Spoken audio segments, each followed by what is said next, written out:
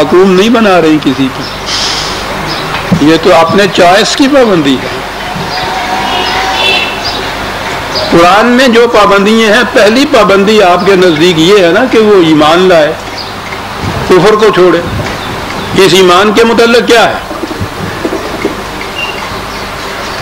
18/29 حوالے لکھتے جائیے، بڑے اہم ہیں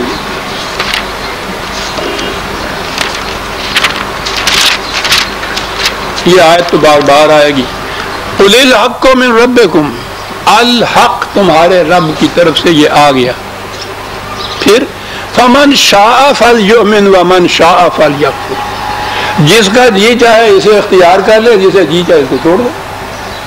تو یہ تو پہلی چیز جسے آپ ایمان کہتے ہیں وہ شاء کے ساتھ ہے، انسان کی مشیت پر منحصر، خدا کی مشیت پہ نہیں کہ جسے ہم چاہیں مومن بنا دیں، جسے چاہیں ہم کافر بنا دیں۔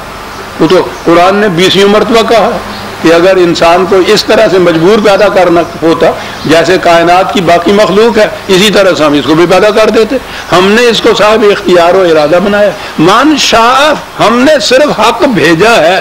من شاء فلیؤمن ومن شاء فلیکفر۔ آپ دیکھتے ہیں کہ آزادی کو کیسے برقرار رکھ رہا ہے۔ یہ تو ہے ایمان لانا جسے آپ کہتے ہیں، پہلی بنیادی چیز۔ اور اس کے بعد پوری زندگی جو ہے اس میں یہ عزیزان من مذہب کی کسی دنیا کے کسی مذہب کے پلیٹ فارم سے دیکھیے، یہ چیزیں آپ کو کہیں نہیں مل سکتی۔ پوری زندگی میں انسان کے متعلق ہے کہ اعملوا ما شئتم،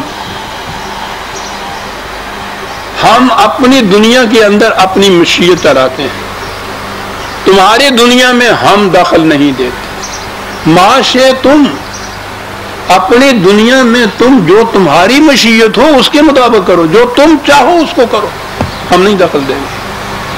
نبی اکرم صلی اللہ علیہ وسلم کی زبان مبارک سے بار بار قرآن میں ہے اعملوا علی مکانتکم انی عامل، تم اپنے پروگرام کے مطابق عمل کرو، مجھے اپنے پروگرام کے مطابق عمل کرنے دو۔ ما شئتم اعملوا ما شئتم، وہی بنیادی چیز ہے جس پہ میں آج زور دے رہا ہوں، اس ہدف پہ۔ انسان کی آزادی کو برقرار رکھنا یہ ہے قرآن کا مقصود و مطلوب، اسی کا نام جنت کی زندگی ہے۔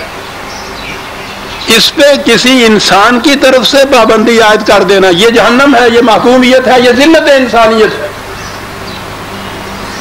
کسی انسان کو اس کا حق حاصل نہیں۔ ما کان لبشر ان یؤتیہ اللہ الکتاب والحکم والنبوۃ ثم یقول للناس کونوا عبادا لی من دون اللہ، کسی انسان کو اس کا حق حاصل نہیں، وہ قانون کا ضابطہ لیے ہوئے ہو یا انتظامیہ کے اقتدارات اس کو حاصل ہو، وہ نبی بھی کیوں نہ ہو، اس کو اس کا حق نہیں ہے کہ وہ انسانوں سے کہے کہ تم خدا کے نہیں میرے محکوم بن جاؤ۔ کسی انسان کو حکومت ہے ہی نہیں قرآن کی، دوسرے انسان کی آزادی کو سلب کر لینے کا حق ہی نہیں ہے۔